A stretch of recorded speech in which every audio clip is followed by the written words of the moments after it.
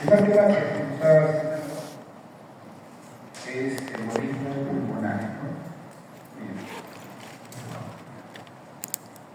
Caso clínico, ustedes tienen mejor que yo en inglés, así que no les debe ser ningún problema leerlo, ¿no? De todas maneras, ya ustedes de adelante la mitad de lo que leen va a ser en inglés y la otra mitad en castellano, ¿no? Los reviews, los artículos, ¿no? Modernos, ¿no? Por eso que la medicina avanza todos los días. Así que ustedes tengan que familiarizarse con la lectura en inglés de modo normal, ¿no? Para estar muy actualizados. El caso clínico en esta oportunidad habla de un paciente de 62 años que tiene una historia previa de 5 días con un deterioro progresivo de una disnea que empeora progresivamente y ortornea, ¿no? Después de retornar de un viaje de negocios, ¿no? Que duró ese viaje 3 días, ¿no? De lejano este, en este caso, ¿no? Hace alusión que el caso debe ser norteamericano. En el examen físico, la frecuencia cardíaca era de 102 latidos por minuto y la presión arterial de 110/60. La saturación de oxígeno era de 86%, mientras que el paciente retiraba el aire ambiental. Las venas del cuello estaban distendidas. No había soplos cardíacos, los pulmones a la pulsación al parecer estaban normales, ¿no? Y las extremidades aparecían también normales, es decir, los miembros inferiores. Cuando se le realizó una serie de exámenes, el número D estaba en un nivel de 5.13 miligramos por litro, recordar que el nivel normal es hasta 0.5, o algunos le llaman hasta 500 nonagramos. ¿No? Esto es importante para interpretar el número D, por ejemplo, en los artículos, ¿no? Que hacen alusión para evaluación de esta enfermedad en embolismo pulmonar, ¿no? Y la nivel de troponina T estaba menos de 0.01 microgramos por litro.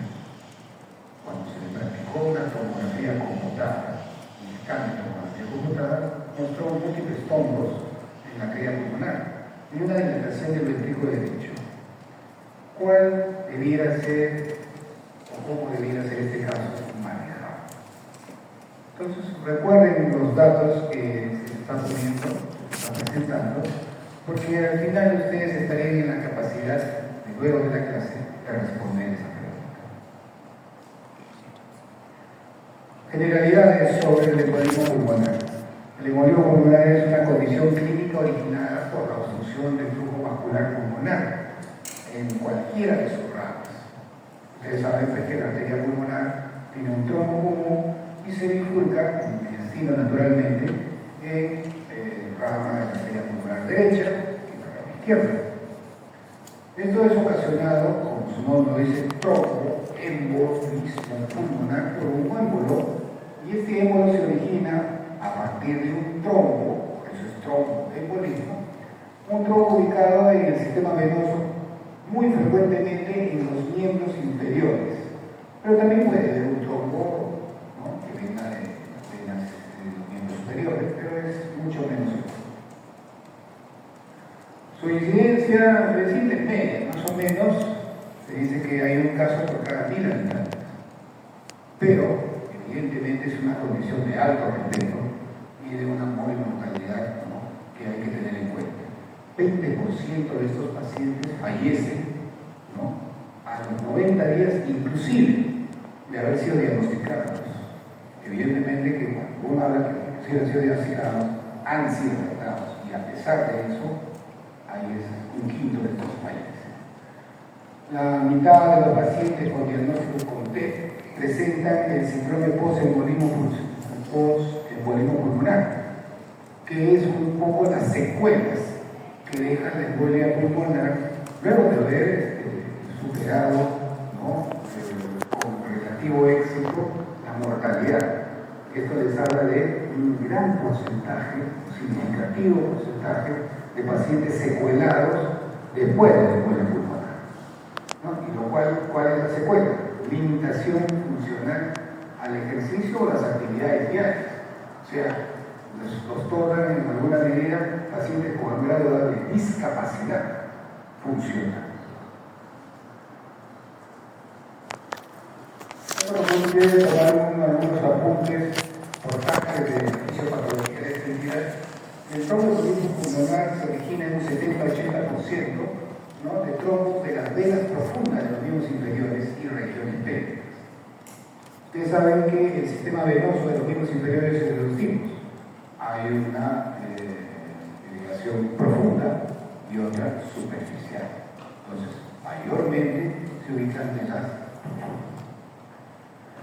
Otros factores a tener en cuenta son que la formación de trombos se basa en lo que conocimos históricamente. De repente ustedes saben que es la triada de Virchow, ¿no? Virchow es el ganglio, ¿no?, el famoso ganglio de Virchow, ¿no? ¿Y quién fue Virchow? Un patólogo francés alrededor allá del siglo XVIII, ¿no? Además de su ganglio, este patólogo describía, porque encontraba, ¿no?, este tipo de lesiones que el paciente sin trató de darle una explicación. Esa triada de Virchow que provocaba, ¿no?, esta venosa para que se forme un trombo y de ahí un émbolo, ¿no? La sangre debe estar sumamente estancada o de bajo flujo. Entonces, eso induce a activar factores de coagulación. Segundo, otra base fisiopatológica de esa triada de Virchow es la hipercoagulabilidad.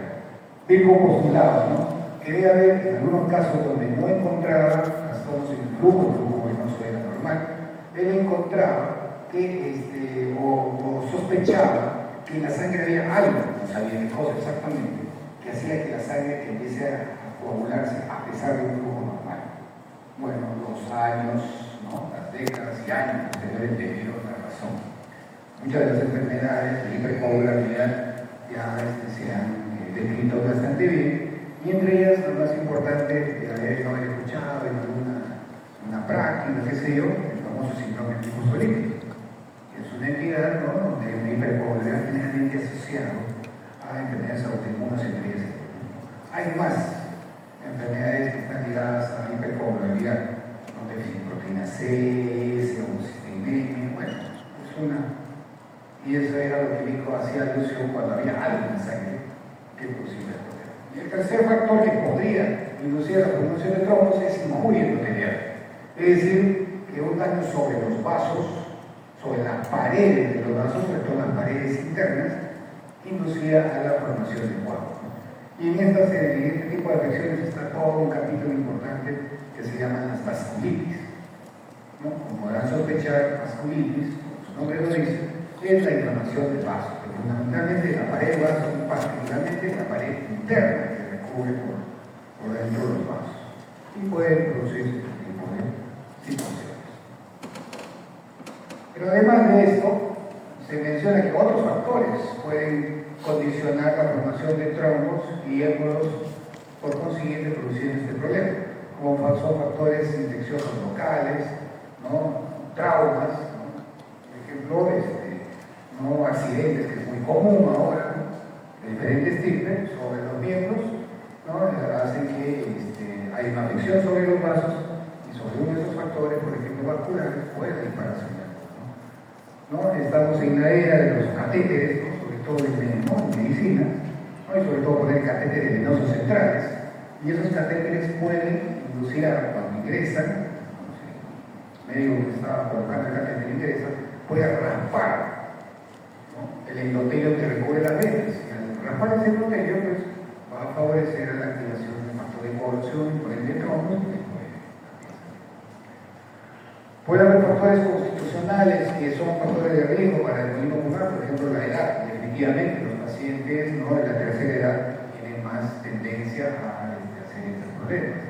Enfermedades como trombofilias, es decir, problemas acá estaría relacionados con la hipercoagulabilidad, o historia familiar de trombosis venosa profunda, es decir, pacientes que tienen cuadros con hinchazón de pierna, dolor en la pierna, ¿no?, es muy probable que sea una trombosis venosa profunda.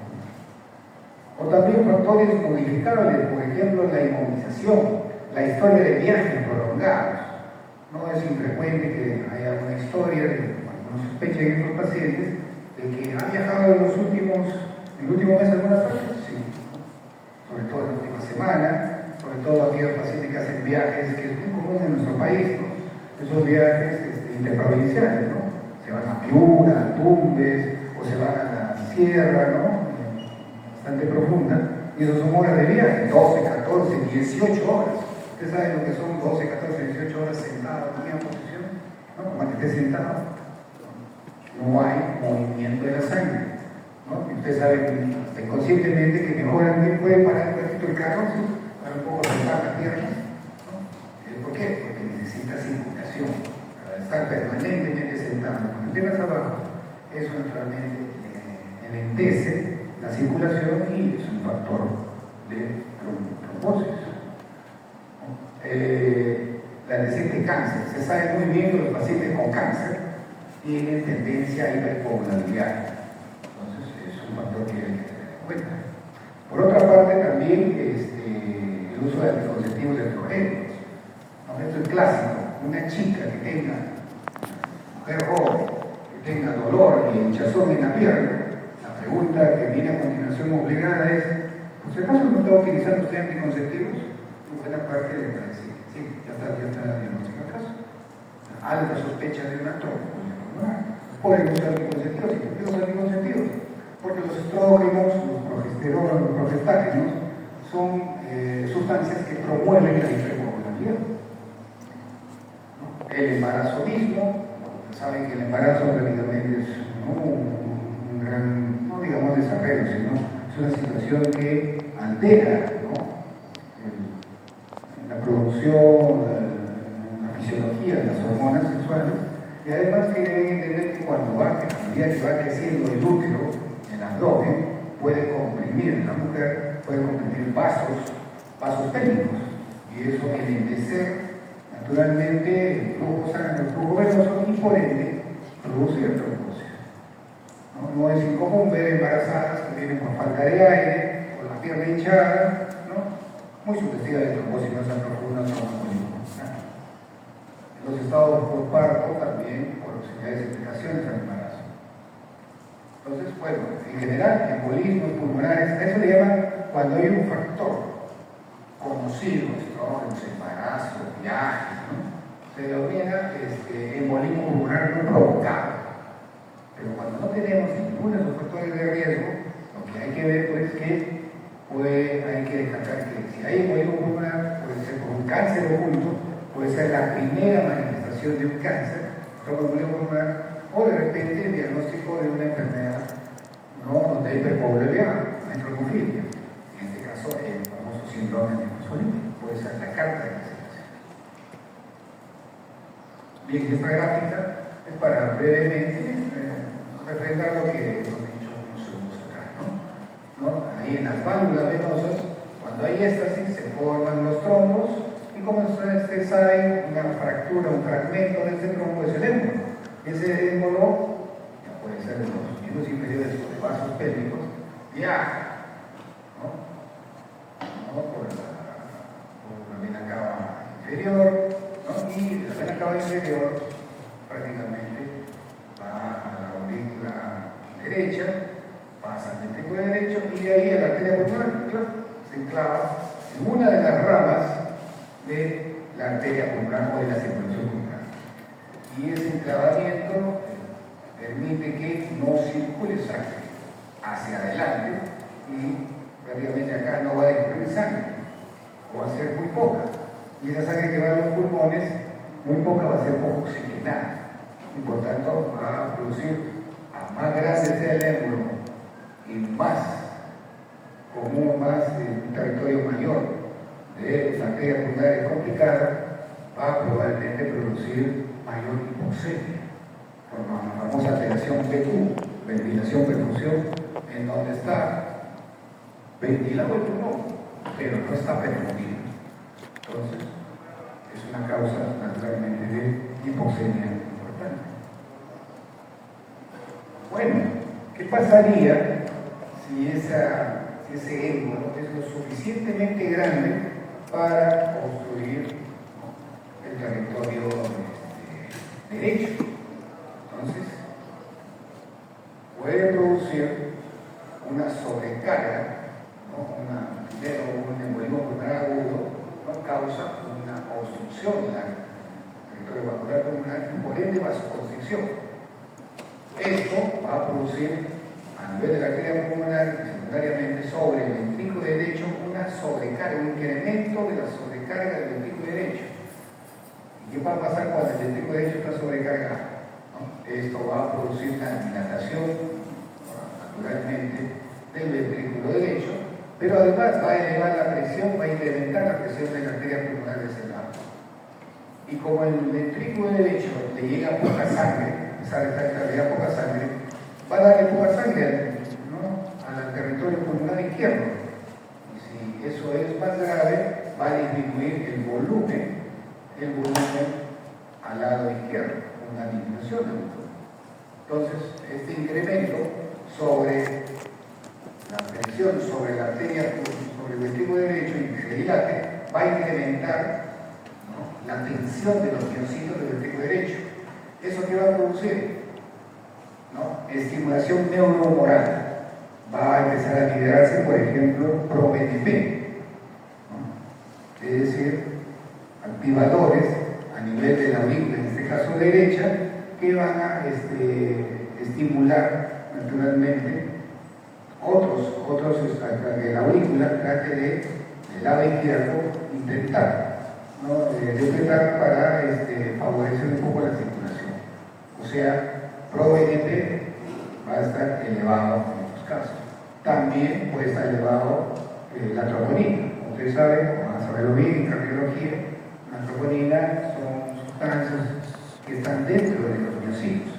Y cuando son afectados se liberan, naturalmente, son marcadores importantes de enfermedades. Entre ellas destacan las enfermedades coronarias agudas, ¿no? Llega sangre al ventrículo derecho, inyecta la arteria pulmonar para que llegue a los capilares pulmonares, se oxigene, lo recibe por las venas pulmonares el corazón izquierdo, y el ventrículo izquierdo reparte sangre oxigenada.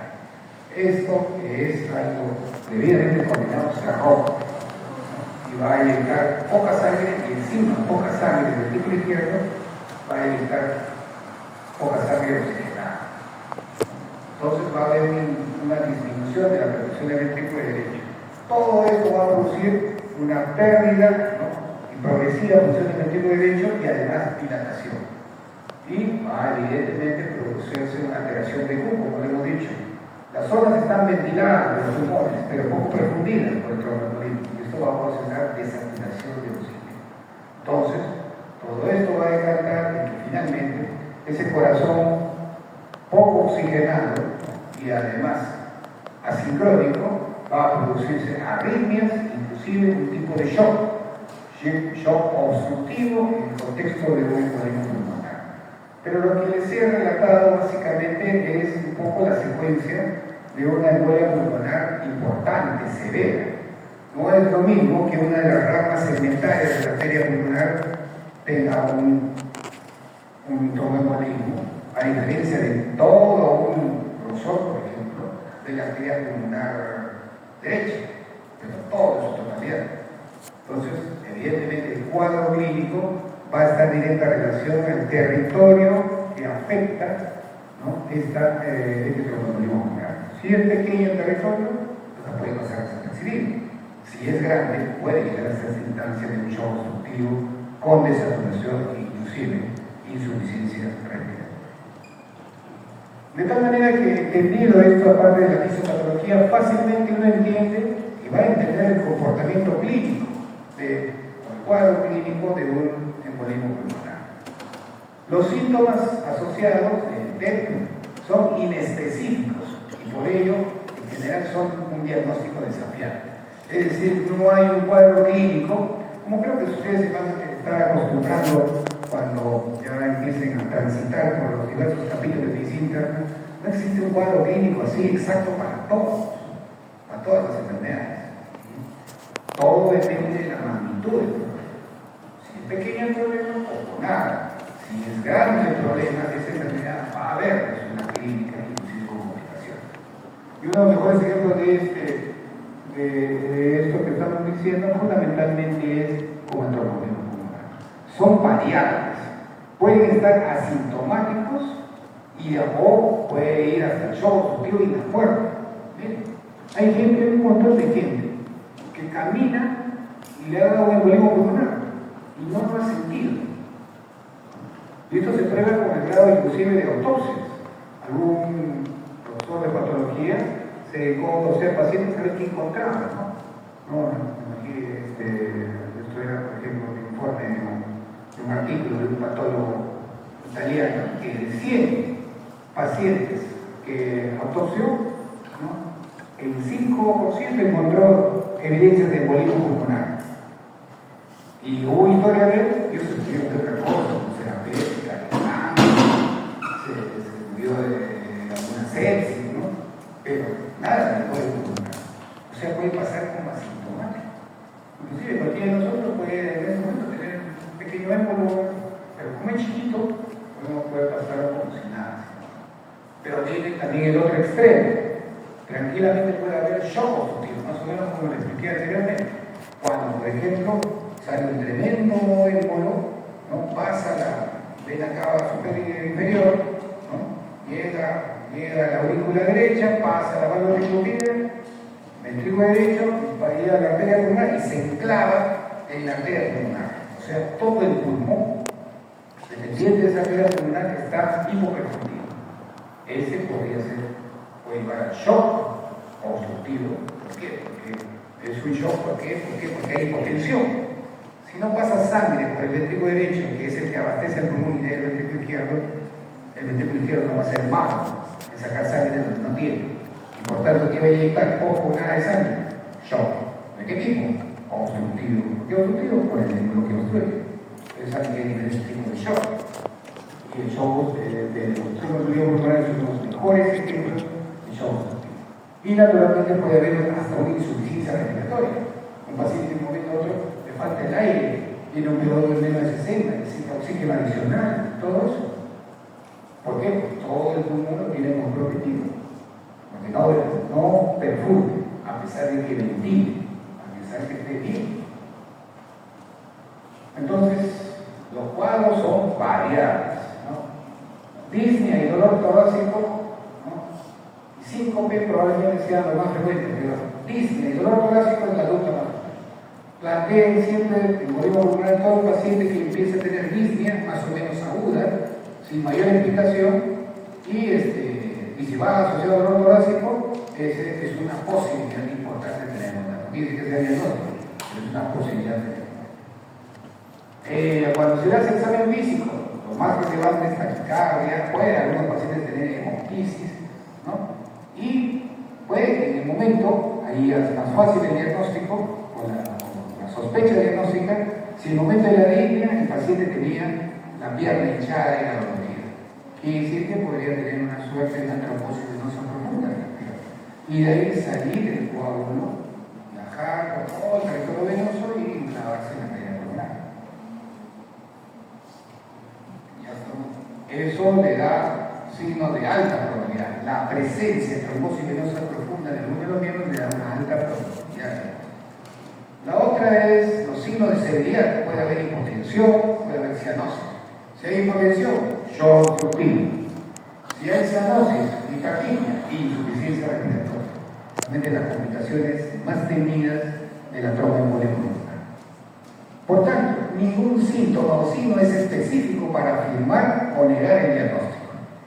Cuando a ustedes les ponen esta frasecita, nada es específico para afirmar o negar el diagnóstico, estamos ante una enfermedad con un diagnóstico desafiante, difícil, donde uno tiene, como muy evidente los clínicos, debe tener el olfato para que entre en su cabeza con una posibilidad diagnóstica. Conversamos con algunos de ustedes, ¿no? El famoso diagnóstico presuntivo, diagnóstico diferencial y diagnóstico presuntivo, ¿no? Y tratar de descartar.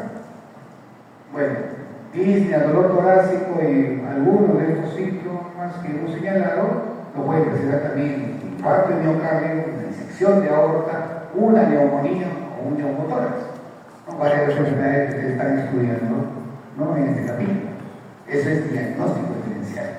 Cualquiera de ellas puede ser disnea y dolor torácico. Pero vamos ahora con esto. históricos, los hallazgos para ver si se inclina a esta entidad o se inclina a nosotros.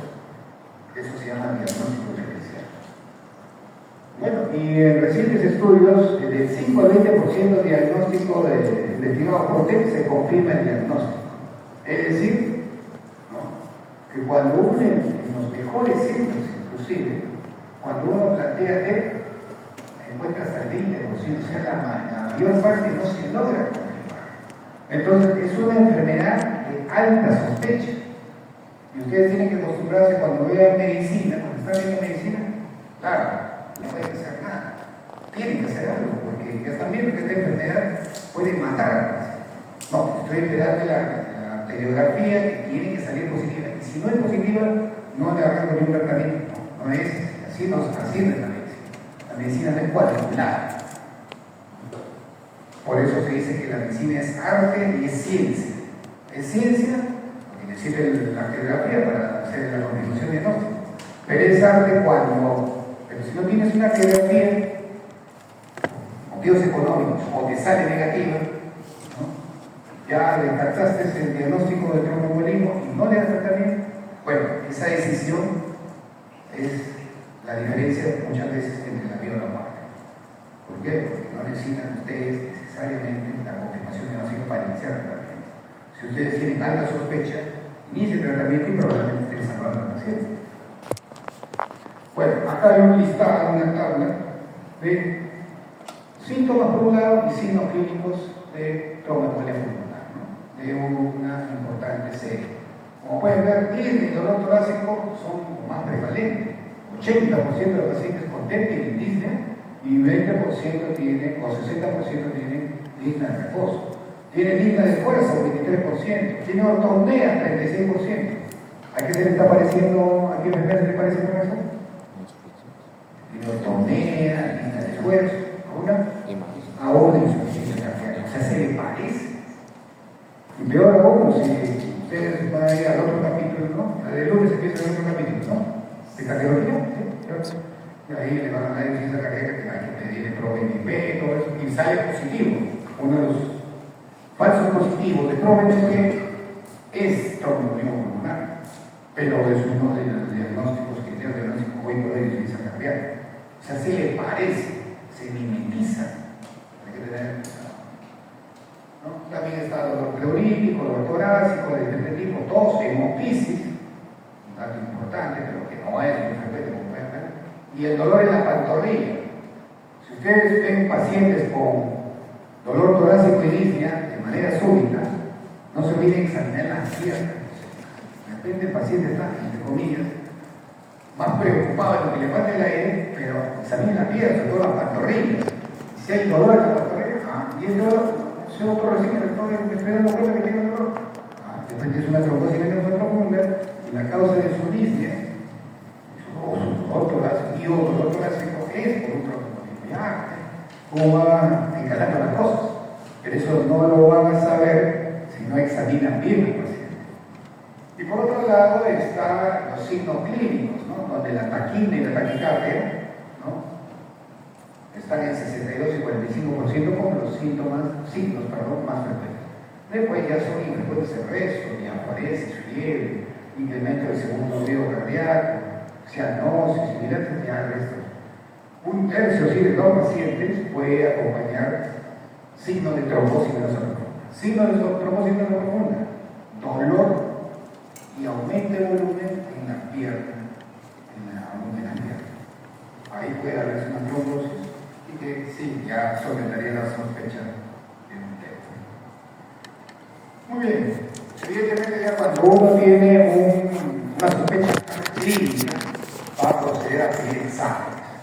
Uno de los exámenes iniciales es una radiografía de tórax, ¿no?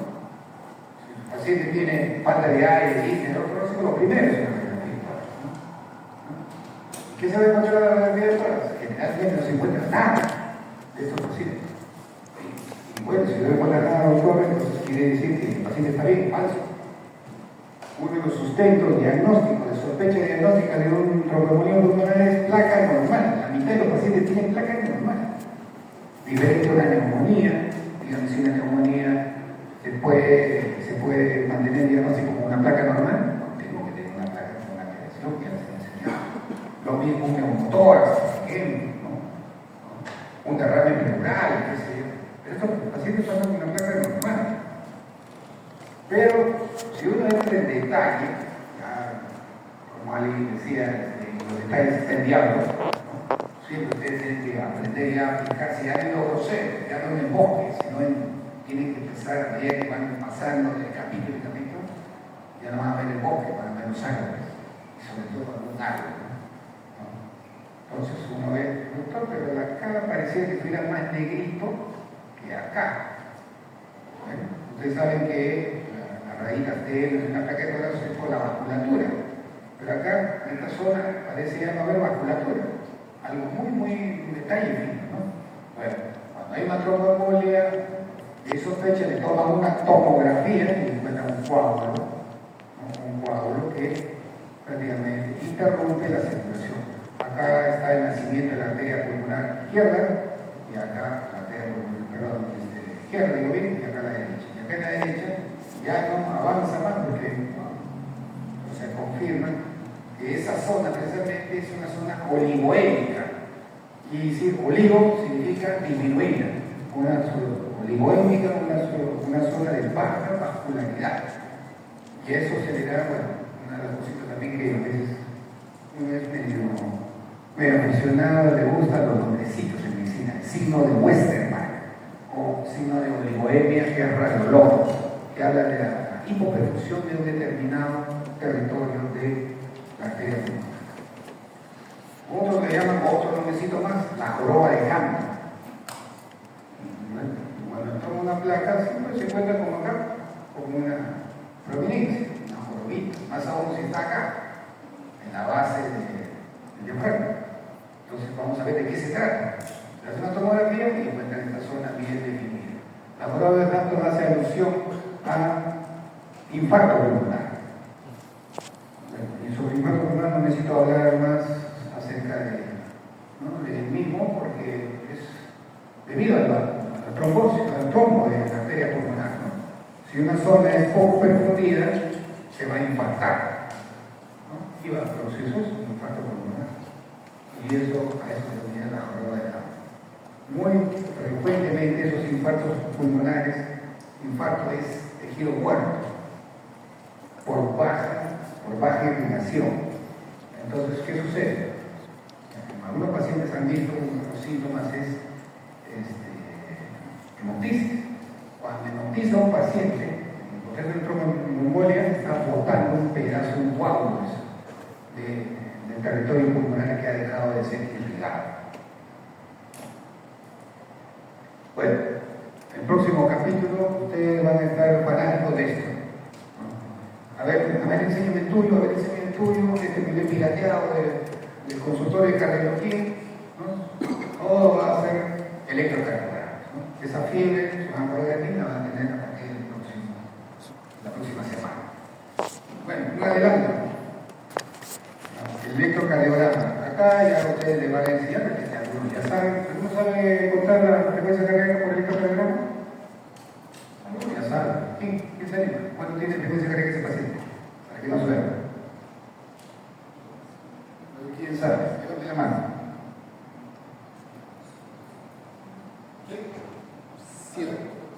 150.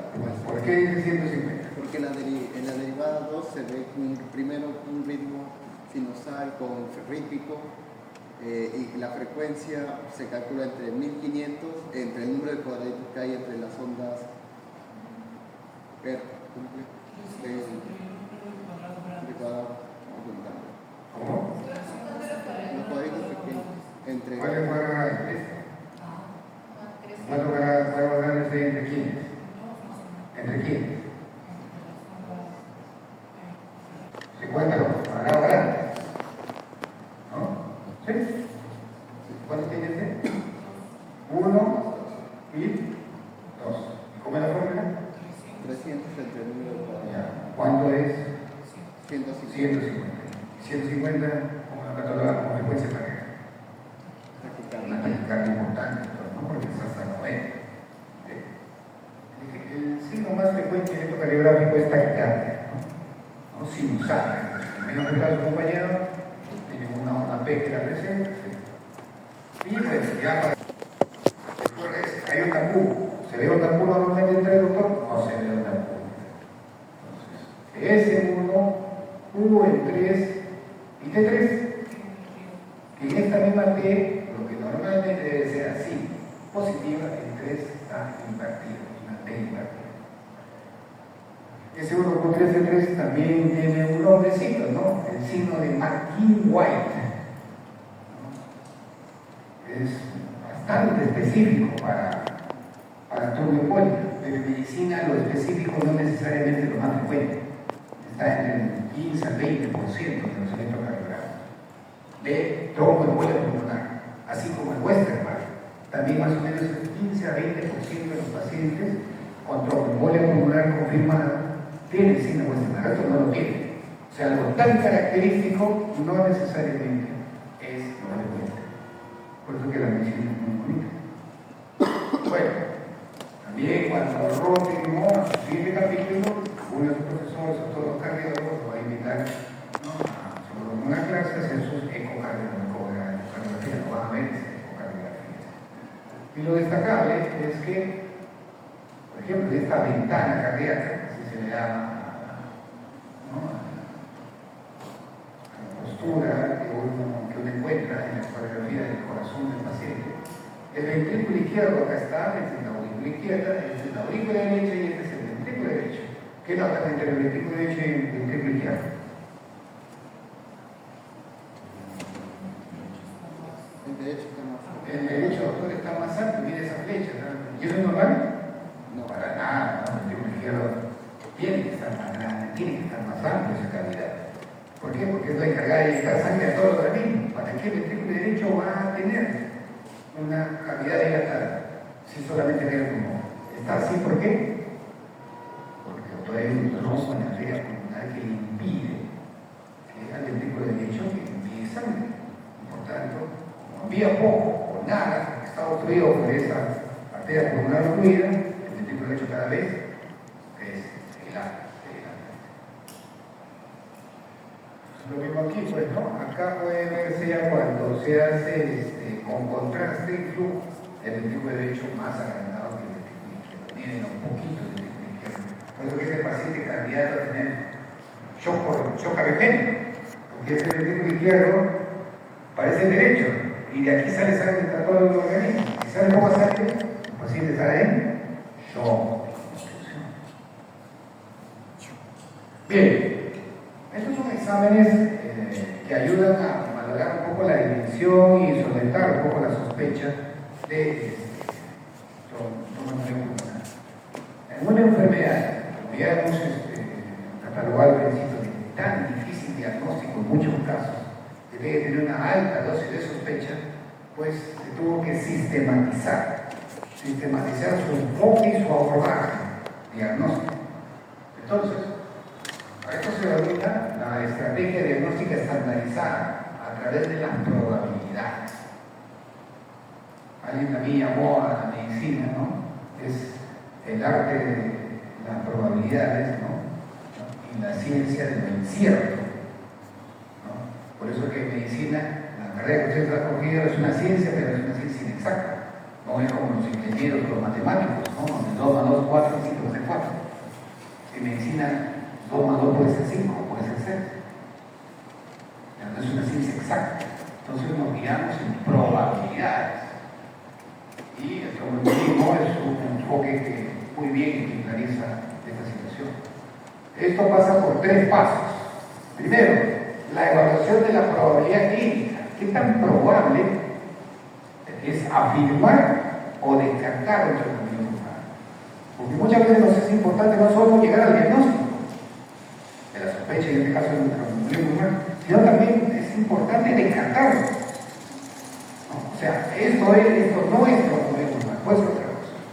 Pero puede ser, como no, pero no lo descarto de plano. Y hay otras situaciones donde sí descarto de plano. Entonces, eso se ve a través de las probabilidades. Son pruebas no invasivas a través de scores. Hay un score que se llama el score PERC, prácticamente es el criterio de descarte del embolismo pulmonar. Es el criterio ustedes saben que rollout es inglés descarte. Criterio de descarte de embolismo pulmonar, se llama PET. Y también le aplicas el criterio de probabilidad clínica, que puede ser de Wells o Ginebra. Para no enredarlo mucho, el más conocido, el que más utilizamos en la práctica clínica es Wells. Y donde nos ayuda mucho el dímero D, donde a través del dímero D vamos a definir si el paciente puede tener una mediana o una alta sospecha para seguir con el siguiente examen que sería el confirmatorio, a través de una angiografía y prácticamente una angio-T. Un angio-T. Y precisamente uno tiene que tratar de filtrar los pacientes que van a angio-T. ¿Por qué? Porque el angio-T es un examen caro. No vamos a pedir angio-T así a paso, a diestra y siniestra. Lo hacemos en los pacientes que hayan probabilidades fundadas de TEP. Y no lo hacemos en los pacientes que no tienen probabilidades de ser TEP. ¿Para eso qué hago? Tengo que hacer este análisis. Muy importante. Por eso, evaluación del libro D cuando esté indicado y sobre todo valoración de D cuando esté indicado. Bien, acá está un poco los scores que estamos viendo en la opción. Está el score PEP, el sistema PEP, el score del sistema Wells y el score del sistema de Ginebra. No me voy a enredar con esto, vamos a trabajar con esto, con el PEP.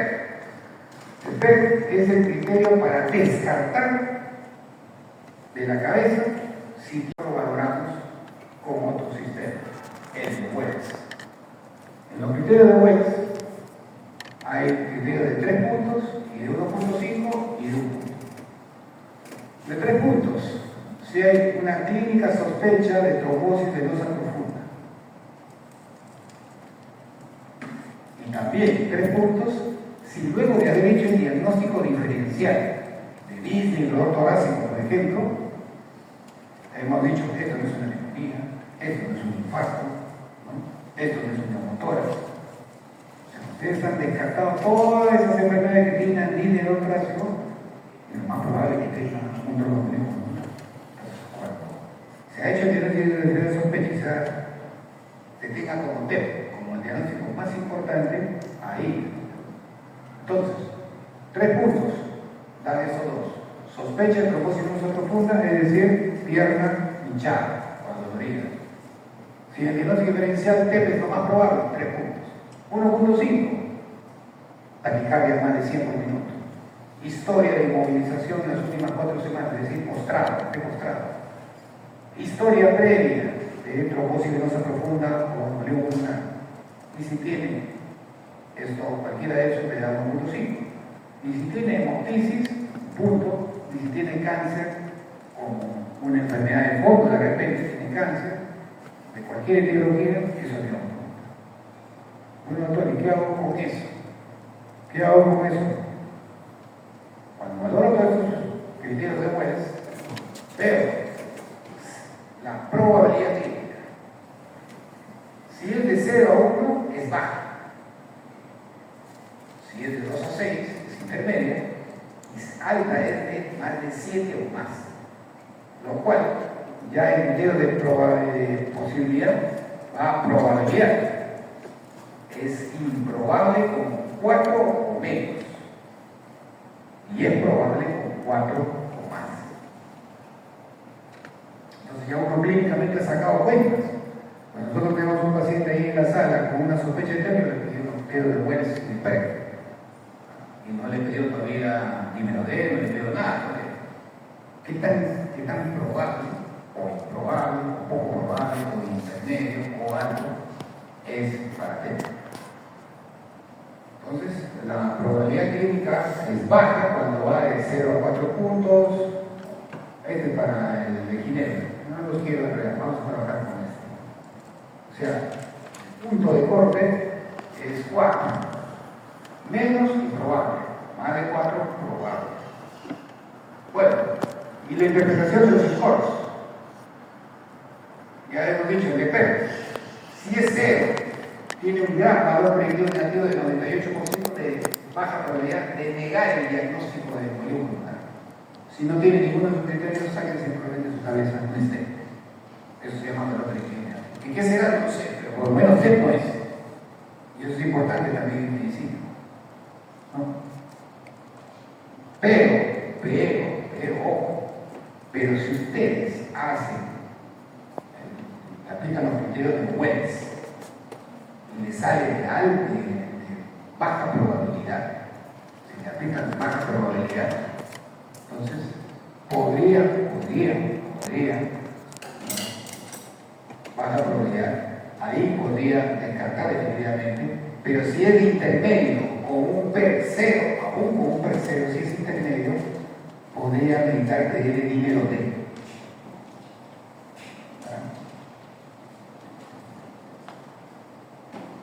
Entre los pacientes con puntuación de probabilidad clínica baja, por ejemplo, un Wells menos de 4, ¿no? O Ginebra más de 10, la embolia pulmonar se puede descartar de forma segura en base a los niveles de número D, según los límites recomendados por la empresa.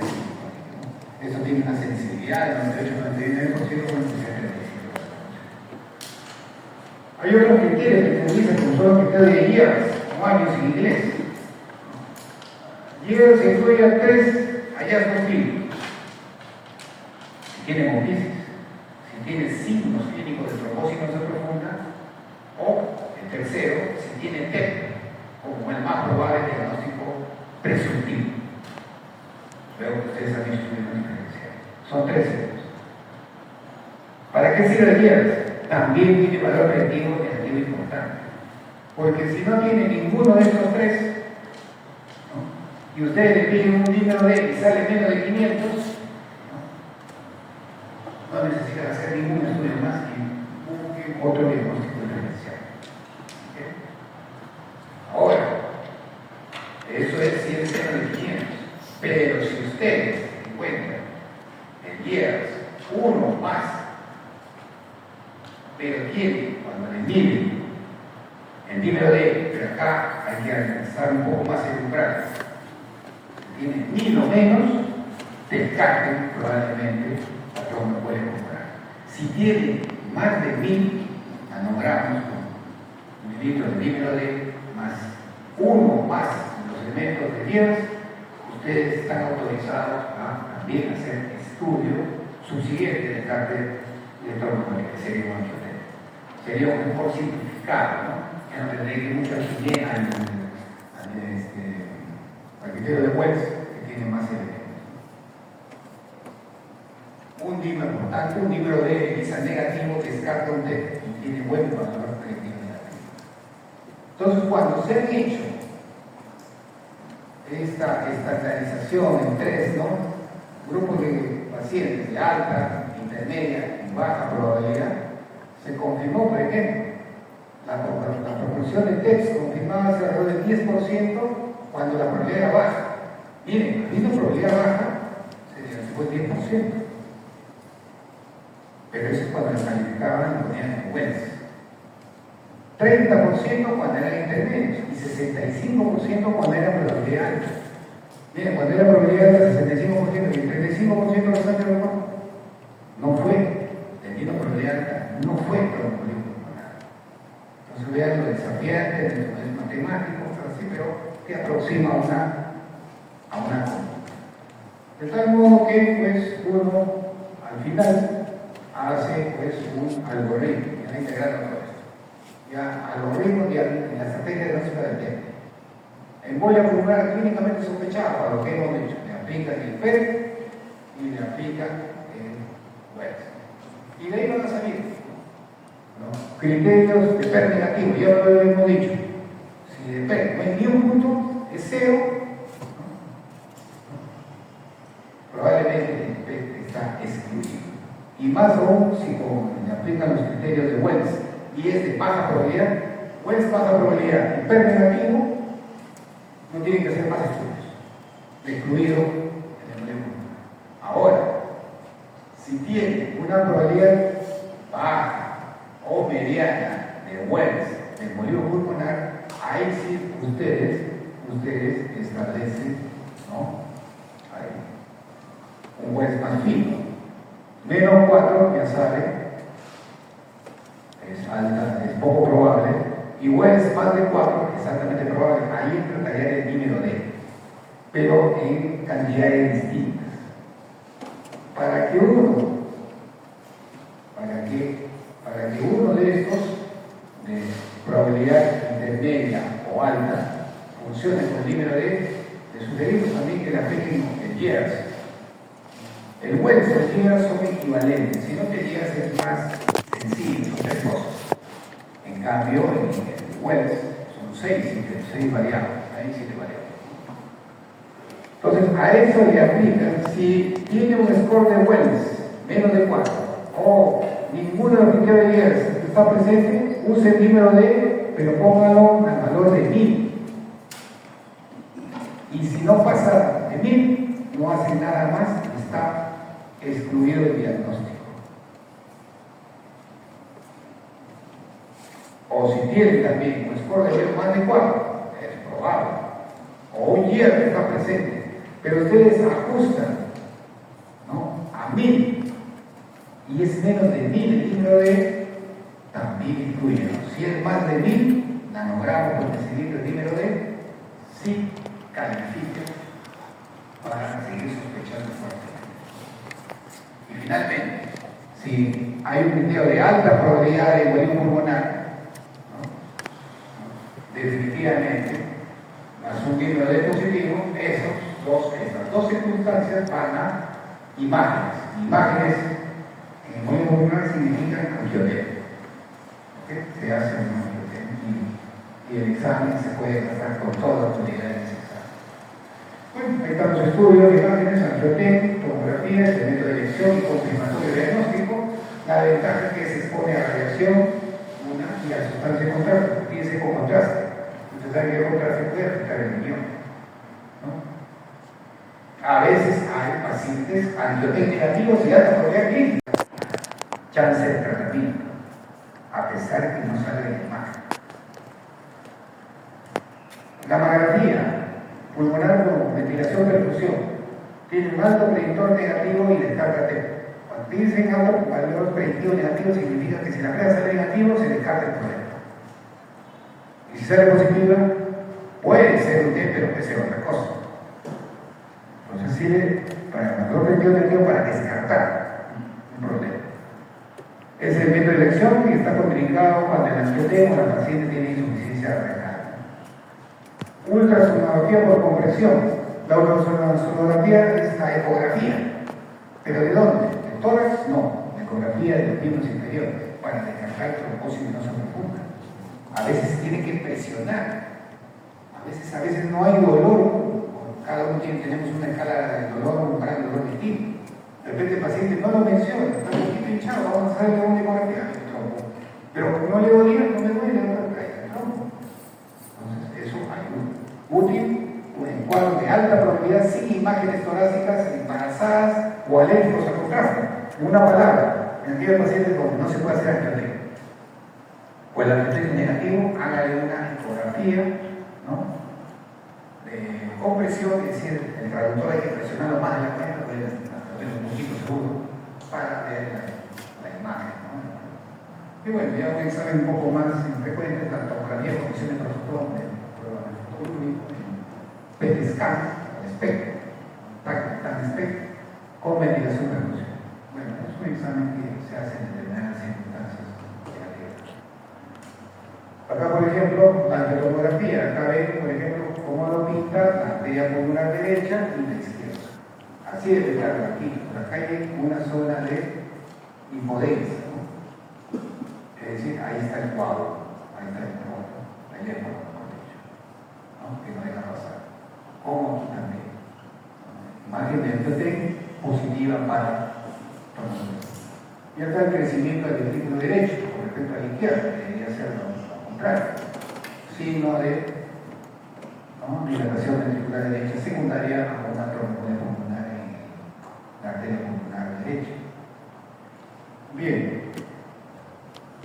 Probablemente la embolia pulmonar es la enfermedad de los scores, ¿no?, de la clasificación de previa, porque, como hemos dicho, es una enfermedad es un desafío diagnóstico y ha tratado de ser sistematizada en su trabajo. Entonces, no solo hay que tener el PEP, ¿no? Gears, Wells, sino que también hay que hacer ¿qué? El índice de sensibilidad del egoísmo popular simplificado. Ese es otro.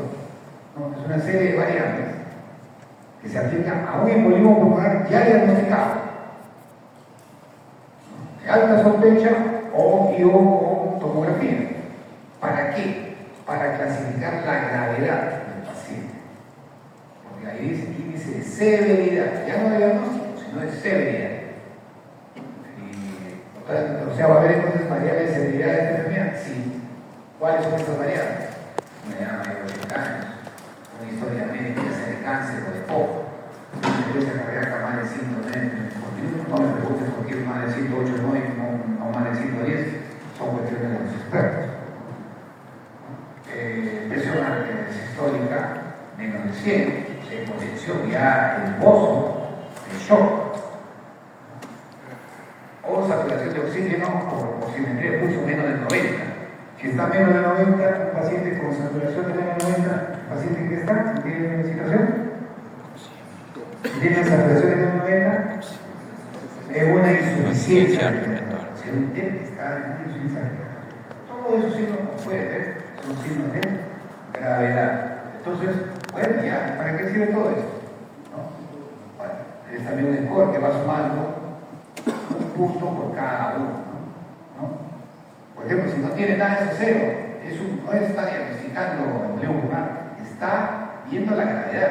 El embolismo pulmonar que tiene cero, tiene un riesgo, tiene un bajo riesgo, con una predictibilidad de 1.5 que vuelve a recurrir. Y solamente por 1.3, peor que 2 y así sucesivamente. Si el score es mayor a 6, no, a 0, tenemos máximo 6 puntos, ¿no? Alto riesgo, hiperalto riesgo se eleva al 10% y hay un 10%, ¿no? Porque tiene al parecer menos porcentaje de hemorragias. Cualquiera de estos anticoagulantes orales no marígenos o directos tiene la ventaja sobre la warfarina. 10% te dicen que la warfarina está alrededor del 10% de los pacientes.